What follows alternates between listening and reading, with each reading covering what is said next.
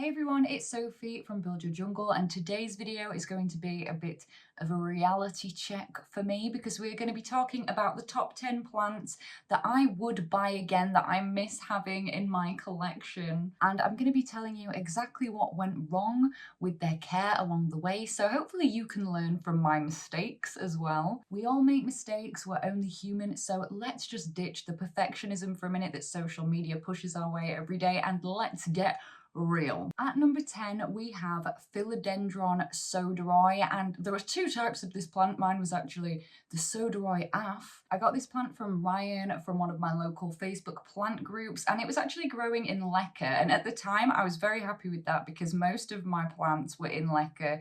I'd changed a lot of them out because I was selling a lot of stuff, and it was really easy to deal with for pest outbreaks, and also it could be boiled and reused, whereas if you get thrips and you have soil, you're going to most likely need to throw quite a bit of soil away, so it was more sustainable as well. However, I did eventually end up running into some impracticalities when dealing with leca. For example, like you can see, like a lot of my plants are tropicals, they're aroids, I never know how to say that word, and leca makes the roots of plants grow much faster, so it becomes very hard to keep up with the repotting of philodendron in hydroponic substrates like that. But anyway, that's a whole other spiel from 2020 or 2021. And this plant is really similar to philodendron mame in appearance, actually. They've got those big pillowy heart-shaped leaves, the blister variegation.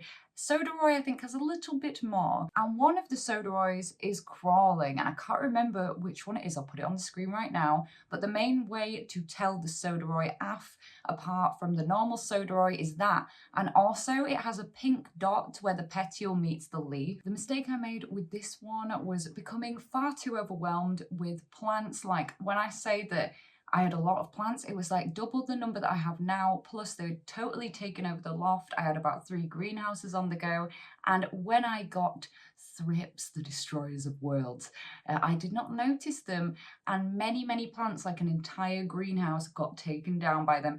Can you see now why I hate thrips so much? And by the time I noticed, thrips had completely decimated my Soderoi to the point that it was unpropagatable. There was no healthy tissue left, and I lost it. And I think about this one a lot, and I miss it a lot. And it's a beautiful plant, and it's really easy to grow as well. At number 9, we have Scindapsus trubii dark form, and this one gets a lot of buzz, in particular around Halloween, and rightly so, because it has very pitch black leaves that are super glossy, and if ever there was a plant that looked alien, so to speak, it would be this plant. Like 4 years ago, these were so expensive just for a clipping, and I waited, and I remember eventually being able to get a small plant for I think £18, and I was really pleased.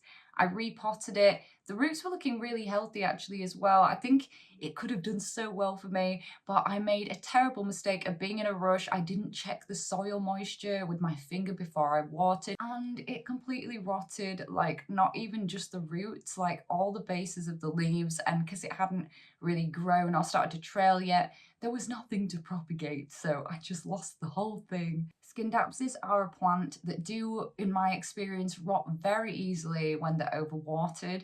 They have very similar care to pothos, but what I like to do is I never water my Scindapsus now till I see some visible leaf curling, like not loads, but just a bit starting to curl. That's when you know, and they would much prefer the soil to dry out between waterings than you to risk doing it too early. So err on the side of underwatering. And since then, I don't think these are as popular anymore. I don't really see them. I think a lot of plant shops don't bother to stock them anymore, but it's one I would be interested most definitely in making its way back into my jungle. At number 8, it is the spiral cactus, and I had to laugh about this one because I genuinely did not know I ever owned this plant to start with. Like, this was on my wish list until a few days ago. It was still on the actual plant wish list.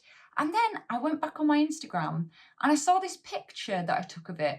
And I remember taking the picture, and then it kind of unlocked like a hidden memory in my mind that I just totally forgotten about. I just couldn't believe it, seeing it on Instagram, and I was like, what? I've had this before? What is happening to my brain? And I could also, I don't remember most of owning it. I can't have had it too long. What I do remember about it is it was very, very early on in my planty journey. And also the location that it was put in was on my sideboard when it was not where it is now. It was in a dark place with no grow lights yet. Why didn't I just put it on a windowsill? I don't know. So while I can't for certain remember what happened to it, I would put money on the fact that it probably like rotted at the base because it didn't have enough light. It's very similar to the normal blue column cactus, but it grows in this beautiful, unusual spirally pattern. And now, particularly in the last few years, I've become very interested in weird and unusual cacti succulents, and it's one that I would love to pop on the old windowsill once I get off for the first time, because I was silly the time before I didn't do that. But honestly, I can't believe that I had that plant and forgot about it. What else is locked away in the mind vault? At number 7, we have Monstera standaliana. Now, you might be used to seeing things like my Alba that's back here, the normal deliciosa, which is over there, but there are actually some very quirky and unusual monsteras. And at the time when I bought this plant, I didn't own an Albo yet because Monstera Albo one-leaf cuttings were still going for £350 just for the cutting. It didn't even have to be rooted. The full plants were like £600. It's crazy to think that I got mine for £60 many, many years later. So the point that I'm getting around to saying was that I think that the Standaliana was a good dupe at the time for people that like the Albo variegation, but who didn't have, you know, the ability of forking out hundreds and hundreds of pounds for a plant. Because it grows so vigorously and it does, like, I've propped it loads to sell and stuff, those roots grow really vigorously as well, and it seems to get more variegated the longer that it grows for. The one thing about it is, I know that it should be really, like, if we're going to the plant's needs, it would be better off for it to go on a pole, but I was growing it trailing because I just, for some reason, I love this plant.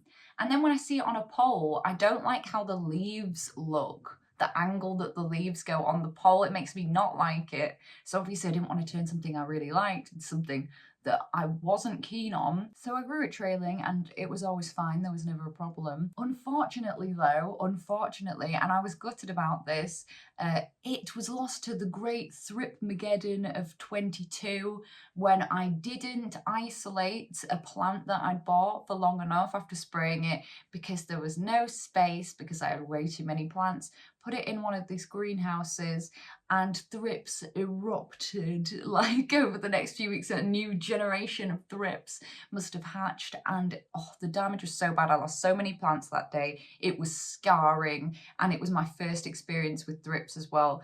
Awful. And this is, I think, the only plant on this list that got attacked by thrips that I actually managed to take a clipping of some of the healthy plant tissue, but then thrips, a second generation of thrips, hatched in the prop box, and at that point I'd just had done enough. Is that a thing? Had done enough?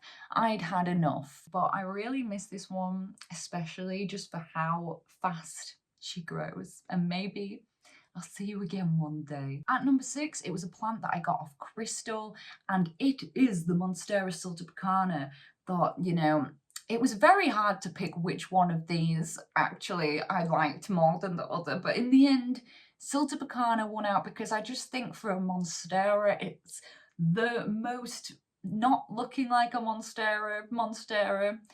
That was poor English. It kind of reminds me of the dubia actually, with the coloration and the blister variegation, though not as much. And I think it stands out as just having very dainty, pointed leaves. I like that one, and it was super cute. I even think I've put it in a favorites video before because I just loved that one and it was growing really well. And I was so excited to get this one because, again, they were really expensive at the time, but Crystal sold me a clipping for really cheap and I was so excited. I mean, I think rightly so, because have you seen Sydney Plant Guy's Monstera sultipicana? I think at one point he did phone wallpapers and his picture of this plant used to be my phone wallpaper, fun fact.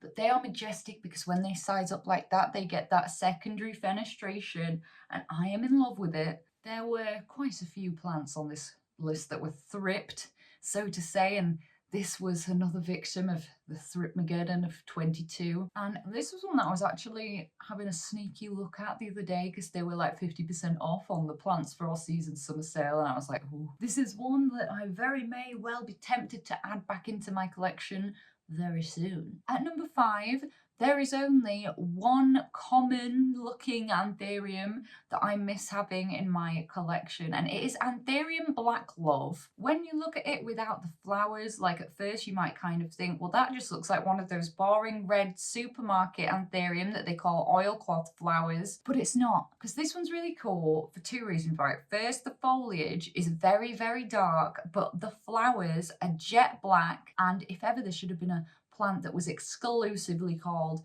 oilcloth flower, it should have just been for the black one because it literally looks like little pools of oil. I moved these into my loft when I was struggling for space a bit, and it was a total disaster. I really messed up on this one. I think at this point I only had one other anthurium, whereas now I'm like much more comfortable and understanding anthurium care. But at the time I had it in a not correct substrate. I'd split it and divided the plant, but I basically left them overwatered in the too dense substrate in a prop box in a room that has the worst what's the word? Insulation. The worst insulation ever, because in the loft in summer it's like boiling, you're melting, and in winter it's like freezing, you can't stand it. So it was very cold, and when it's very cold like that, that makes the water evaporate even more slowly from the substrate, and it makes the roots rot.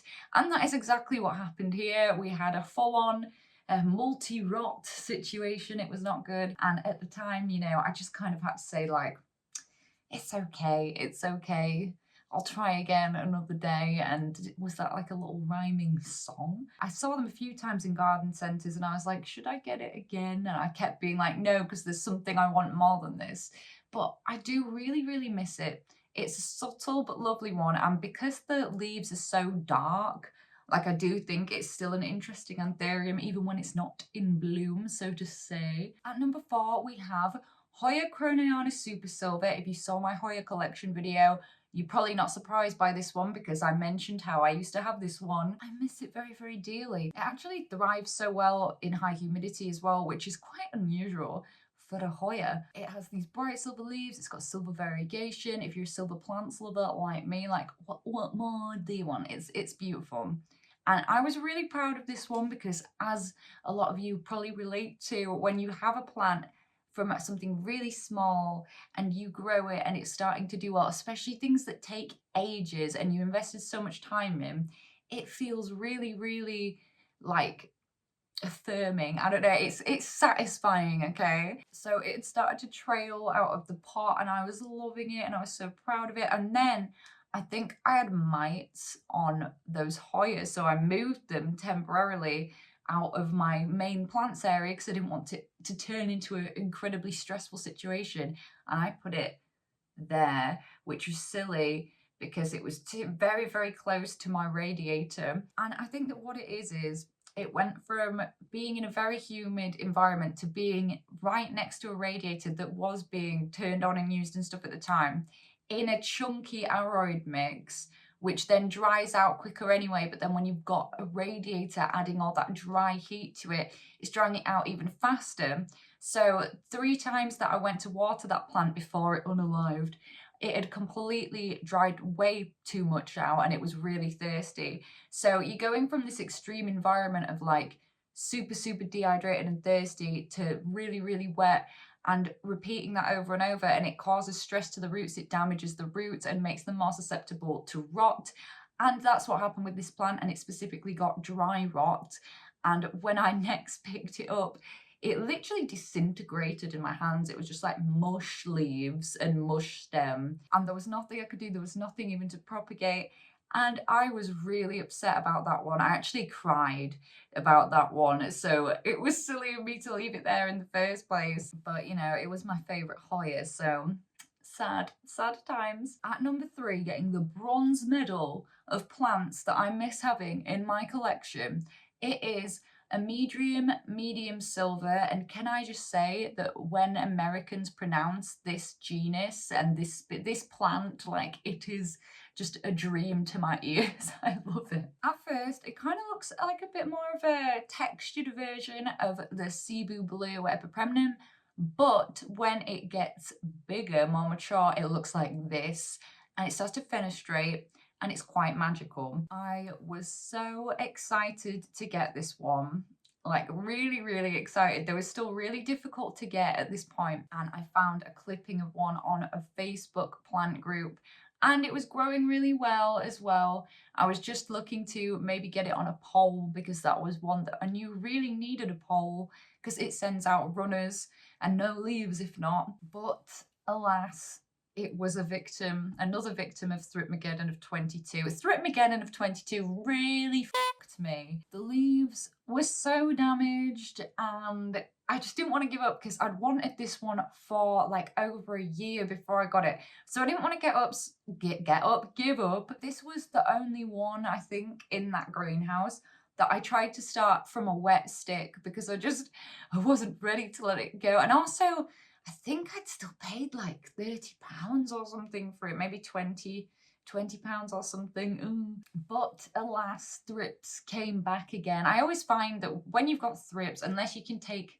like a top cutting, or unless you can just keep treating that plant over and over again, like, they usually have laid eggs in the plant tissue, and there's nothing you can do. And I think when a plant's a rare plant and I've lost it, even if it was something like pests and stuff that's hard to be like in control of anyway, it makes me a bit apprehensive to get one again. And then also because every time I've seen them in person, they've not looked very good, or they've not looked very healthy. So I kept thinking, I'll wait till I see a more mature one in the future when they're not expensive, because I always find that if you're a bit nervous about a plant, going for an older, more established one is definitely going to be a more hardy plant than getting something that's just, I bit my tongue, that's just a small clipping. So one day I will get a nice specimen of this plant. She will return, and I will treat her like the queen that she is. At number 2, getting the silver medal, it is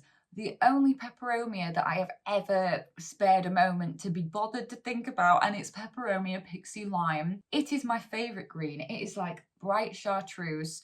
I love that. Also, it's a nicer texture than some of the other peperomias. Some of them have like a very stiff leaf, like the Sacrophylla and stuff, but this is more like furry, very soft, satiny, dainty little leaves. And there is a normal pixie as well that looks like this, but Pixie Lime has the lime green variegation on it as well. It just adds a little extra bit of pizzazz to the situation. It was growing super well for me. I actually found this one really easy, and I had it in many different locations at different points, because I owned this one for a long time, and it kept being fine wherever I put it. Although I will say that if you want to speed up the growth of this peperomia, adding higher humidity doesn't hurt, and it can pretty much deal with every light situation. It never had sun stress, even when it was only a foot away from a grow light. It was always just a fast, vigorous, happy little guy. It was a plant that I was using as a mother plant, again, like when I was selling plants and stuff,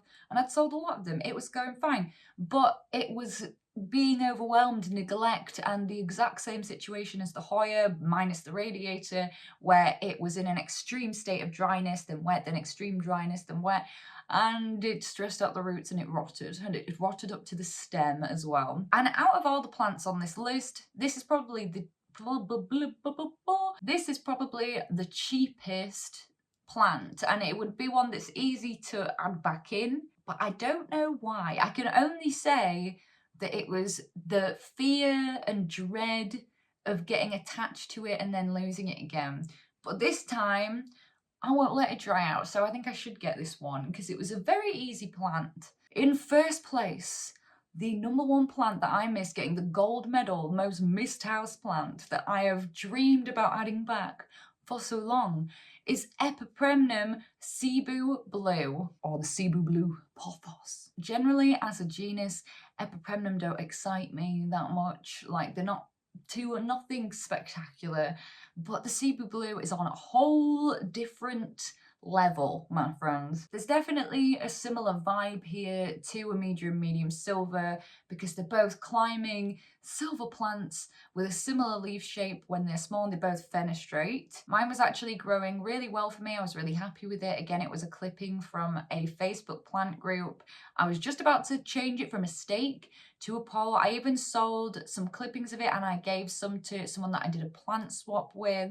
He swapped me he swapped me philodendron silver sword. So the fact that there are some props of it out there make me feel a bit better about it, because it's like the plant will still live on somewhere with someone else, hopefully, unless that guy also unalives the plant. I have almost bought this plant so many times, but I have just been waiting for an epic specimen, because this time, seeing as, you know, I'd own that one, I'd grow that one, I want to just get one at a nice big starter size, because originally I was swaying towards getting a trailing basket, but definitely now that it's become my mouth, that it's become more common to grow them at poles and you get that amazing fenestration and you get the double fenestrations. That's definitely the kind of one that I will be looking for, on the hunt for now. And would you believe it, it was another Thripmageddon. I guess the silver lining of the situation is that it's a lot more affordable now. Anyway, that's going to be it for today's video. I hope you guys enjoyed me talking about my top 10 plants that I want to add back into my collection. I want to know, are there any plants that you miss having in your collection? Let me know in the comments down below. At the moment, I post long form content on Fridays, so please do hit that button, subscribe to be notified when I next make a video. I also post every day on TikTok. There's all kinds of funky business on there, so please do check that out. And I also do live streams once a week every Sunday. And I hope you're having a great day thinking about houseplants.